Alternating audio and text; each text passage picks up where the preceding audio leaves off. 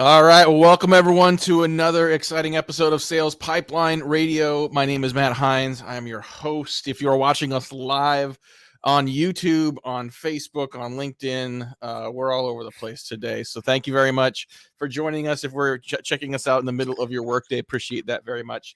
If you're watching on demand, thanks for checking us out. If you're listening to the audio portion of this through our podcast feed, thanks so much for downloading and subscribing. You can find every episode of Sales Pipeline Radio, past, present, and future, at salespipelineradio.com. We are featuring some of the best and brightest minds in B2B sales and marketing every week. And we couldn't do it without some great partners, without great guests, obviously, but also without great partners.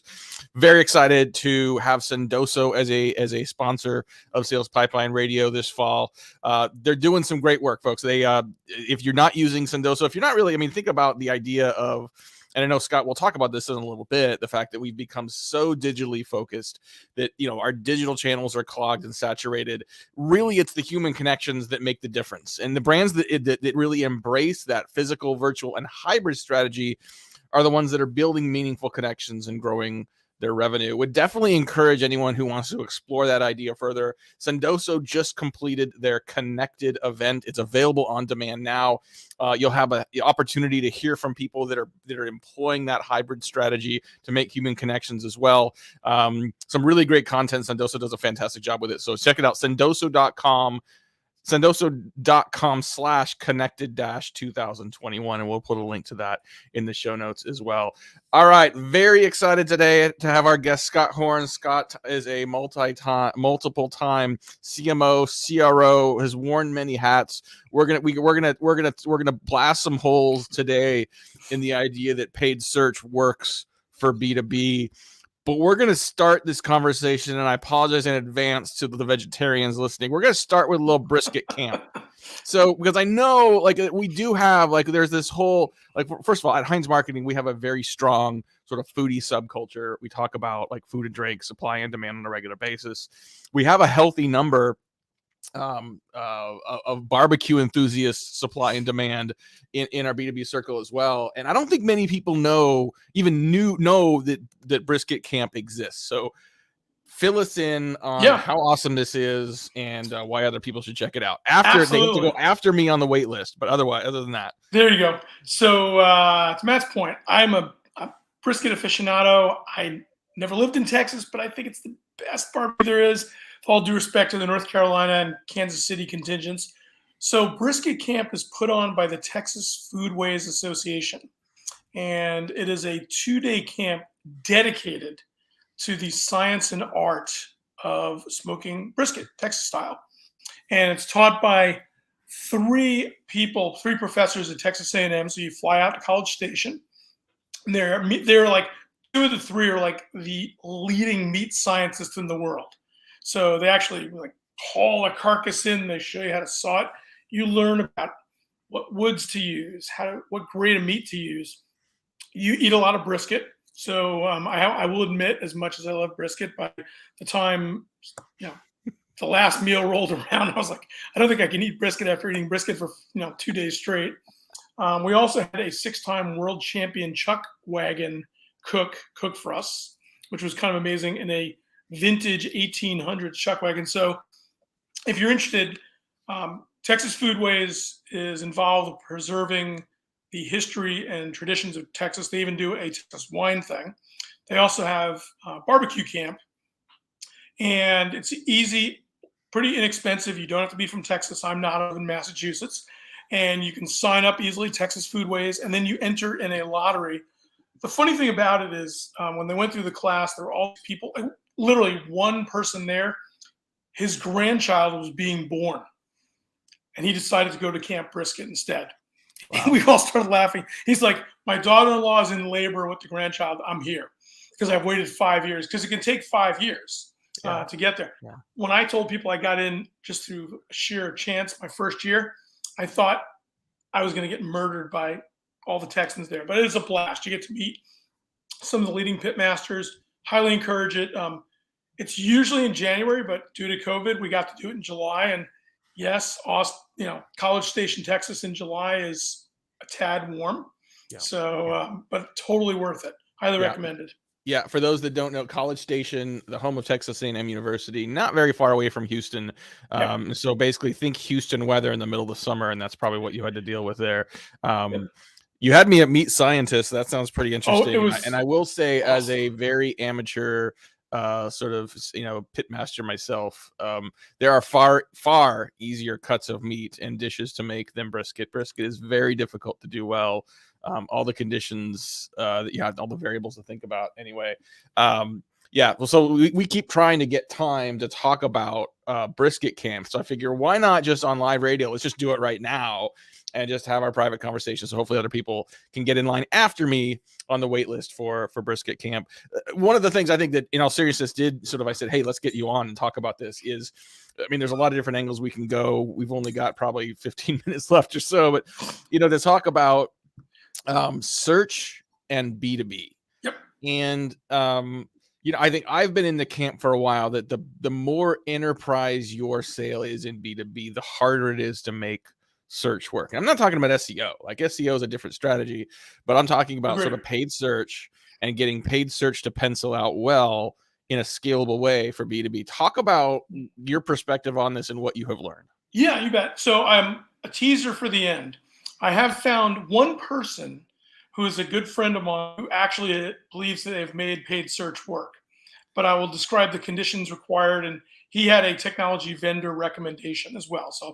So as Matt said, I've tried paid search for enterprise, mid-market, B2B at multiple companies. And if you're a marketing leader out there, just kind of virtually raise your hand if you've had this situation. You go into your CEO and your sales leaders and you're all excited and your agency's with you and you've done paid search and you actually go look at the leads you've got and you get to see, and I actually had this happen once, yo mama at yomama.com or, Fred Flintstone at flintstones.com. And you're like, so I liken paid search, at least in my experiences, it's like you're buying a scratch lottery ticket. And by the time you get to scratch a lottery ticket, I have another analogy I use. By the time you get to scratch a lottery ticket, it could be zero, it could be $5, it could be, in the rare case, maybe $100, but you've already paid the money, they've gotten it. So what I found is, paid search, whether it's Google or Bing or anything else, it's really a tough place to go. And, a few concrete things. Number one, and some of this is going to sound obvious, but I ran into it all the time, is make sure your organic conversion works first. I mean, paid search is a later strategy, in my opinion. You add it after your organic conversion's working, you've optimized your landing pages, you've made sure content's there. But even there, I think paid search, if you're, I'd say, below $1 million a year in paid search, it's really tough to make it work. And part of that is the options in most cases that Google or any of the other search engines give you for targeting are really limited in B2B context. You can do time of day of week, device, you can do gender and age level, but that's about it. I mean, I can't target Matt Heinz at Heinz Marketing. I can't, So I'll pause there and we can talk a little bit about it, but I'm a fan of organic like Matt. I think organic's great. We can also talk about paying for competitive keywords, which I personally think is nuts, unless one case. It's a money transfer to Google. Thank you, Google. Yeah, and does the answer to this question change if you are focused primarily on just generating marketing leads versus focused on generating pipeline impact? Because what I've heard from a lot of people is, oh no, I can still reach my audience on paid search, but then I think the nature of the higher abandon rates that come from paid search, the fickle nature of some people that'll search and then go back and that aren't very focused, I think lends itself to a lower quality prospect, let alone your inability to do the targeting you're talking about. I think it proposes a challenge. Now, is there a couple questions? First, is there a difference when we're thinking about this as a marketer versus a revenue leader? Start there. I don't think there should be, but I think there sometimes is. I mean, we all know this. I mean, marketers, the sales leader wants things that are going to become opportunities. So they care about quality. And, as marketers, you've all been, or for the sales leaders on here, you've all been in that situation where you're getting a bunch of leads and nothing converts. You can't even get them on the phone. That's not good. Now, one argument that I've heard made is, well, if you want to get your sales team or your SDR team a lot of at-bats, it works. But if you're getting people who aren't in your target market, well, I mean, what's the value of that? You're not really getting a ton of value. So, I mean, the one place I think search potentially can work, and I have not experienced this personally, is I did speak to somebody a couple weeks ago. One of the things that Google lets you do, if you have a target account list defined and you're doing account-based marketing and you know what your universe is, and you're spending enough, you can load that into Google and then only advertise against people on the list. Mm-hmm. Now, I haven't dug into it enough yet to know, can I, like, and I doubt it, can I say, hey, I want to reach the CFO in my target accounts, and am I getting this, or am I just getting somebody in the target account? But the person who said it to me said they were spending, it's a large, well-known technology provider. They're spending $1 million a year plus on search. They're also using LiveRamp. That was one of the recommendations, using the LiveRamp data platform. But, you know, the reality is, unless you're, and this is a public company, unless you're a public large company, that's not the situation most of us face. You know, if you're a Series A, B, C, D, you know, private equity, and you're spending, you know, even $10,000 a month, you're just kind of buying scratch lottery tickets is the way I look at it. Right. You don't know who you're getting and what. So I'm not a huge fan of it. And, you know, the problem is a lot of CEOs, I've run into this, since they see a lot of other people doing paid search, they're like, hey, marketing person, when are you going to do? And it's like, you're sitting there trying to explain, I can't tell you what we're going to get on it. Yeah. You know? So if I'm thinking about this in terms of most efficient marketing channel of getting some response or getting some engagement or demand, you know, if you're focused on a certain ICP, paid search can be a challenge.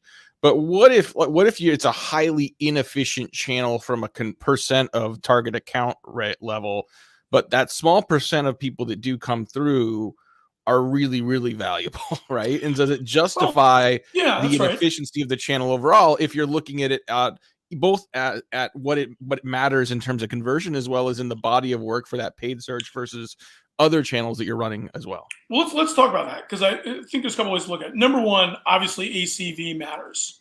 You know, if you're spending, I'll call it $5 to $10, you know, for a paid search lead against an ACV of 6 figures, okay, you know, you can spend more money than you could if it's a, you know, $5,000 sale.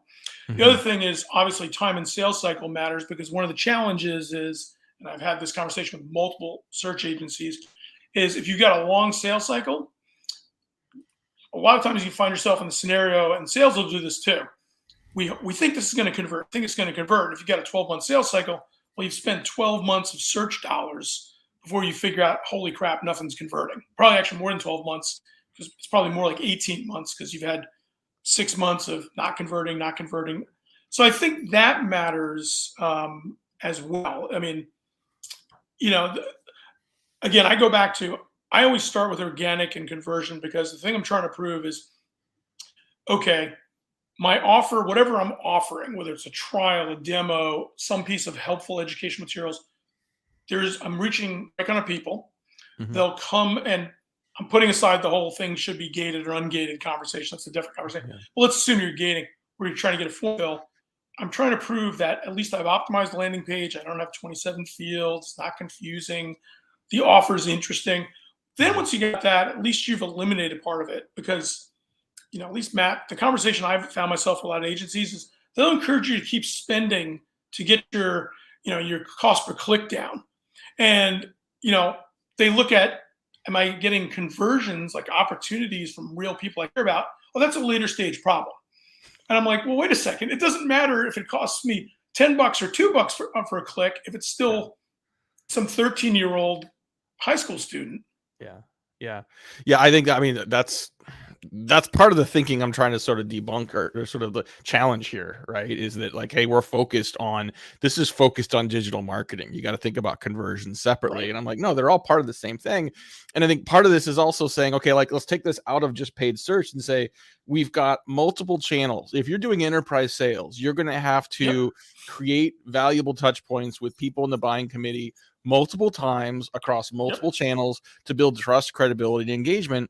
And so to look at one of those channels at one point in time and say, is this too much or too little to spend, is a really hard question to correctly answer versus saying, how much am I willing to spend to generate a qualified reciprocal opportunity with this company? Like that's a much bigger number than you're willing to spend on a click somewhere, right? And I could go back and say, if only 2% of the clicks I get from paid search are useful, if those 2% help me get the deal, if they help me get a lead that got something, the economics is more interesting to look at the further down the funnel you get versus at those tactical channels. Yeah, I think that's right. I mean, that begs on another whole conversation, which we can talk about in a second, of attribution, because that's another one I've been exploring since I have some downtime. My take on it is I'm not against digital channels. I actually found, for example, and I'm not trying to endorse any of these, I'm just saying I've had good success with LinkedIn, the variety of forms there. I've had pretty good success with display advertising if we're targeting the pubs. So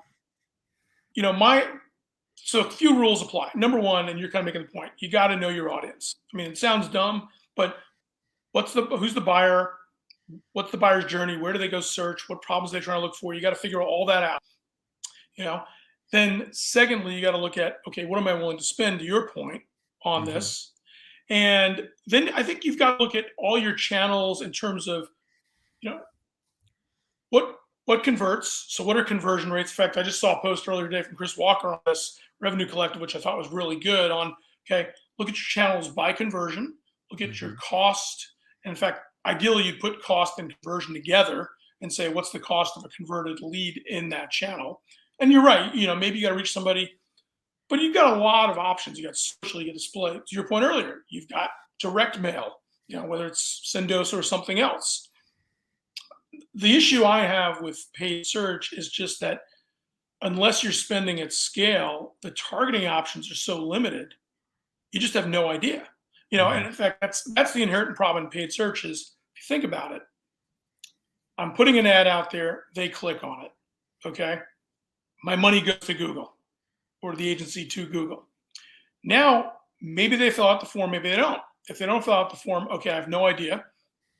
And then if they fill out the form, maybe it's a good lead, but sometimes it's not. Right. Especially, by the way, for anybody out there who has a website where you're taking non-work emails, stop. Unless you're selling to consumers, stop. It's B2B. But and that's my issue is that you have to pay a lot of money for what is a known set of limited targeting options to figure out, hey, is this thing working? That's why I think there are other channels that give you more, like LinkedIn, for example, gives you much better targeting options in terms of reaching your ICP. We just went right into the deep end right away at the beginning of this episode of Sales Pipeline Radio with our guest, Scott Horn. Started a little bit with Brisket Camp, but then dove into paid search channels. We've just got a couple minutes left here. Yeah. You referenced earlier, like the board and the CEO seeing other companies doing things or saying, why don't we show up on search? We know Google did some research earlier this year and it showed that only 3 to 4% of board members have direct marketing experience in their past. Yep. So, looking at these things and saying, oh yeah, we should be here. Why aren't we doing this? Why do I see our competitors doing this? Maybe your competitors are spending money in a foolish way. Let's not chase them just because they're there. How do you up level that conversation? Yeah. And if you're a CMO and you're at the seat of the leadership table, that's one thing. We got a lot of people watching this that don't even necessarily have that seat yet. So how do you start to educate the organization and your leadership and your board on a different way of thinking about this? Yeah, so I think you've got to start with I call it the ideal customer profile or ideal account profile and the buyer's journey conversation. And that starts with linking arms with sales. This is one where sales and marketing, you're in the boat together. And as a market, it doesn't matter if you're a CMO or not, you can sit down with your sales leaders and say, okay, look, I want to help us understand together what makes a good account or not? What size account? I mean, there's a whole bunch of questions you can ask. I'll just give a few interest of time. Is it based on headcount? Is it based on revenue? Is it based on vertical industry? Is it based on geography? What problem are we trying to solve? Is there one economic buyer? Is there a buying group? Okay, so that's the first thing. Then it doesn't take a lot. You can do 6 to 8 quick interviews with actual customers or prospects, and just ask a good series of questions. Like, okay, if they're a customer, what's your top 5 problems? Where was the problem that we're solving for you on that list? How did you decide it was a problem? Was there a trigger event? So on and so forth. I think CEOs want to hear that stuff. I think boards want to hear that stuff because you're coming in with actual customer data. You're having a conversation, and you can. And the other thing is, I think just simply explaining to people how search works. Mhm. I think a lot of people don't get the fact that hey, they click. There's nothing prevents anyone from clicking. We're kind of trusting Google or Bing or whoever to actually put the thing in front of the right person. And let's talk about that. And then, okay, what happens if somebody who's not the right person clicks it? We're still paying. I mean, display advertising is somewhat the same, but at least with display advertising, I think people have gotten used to the idea of till the whole third-party cookie thing that you can actually get better targeting.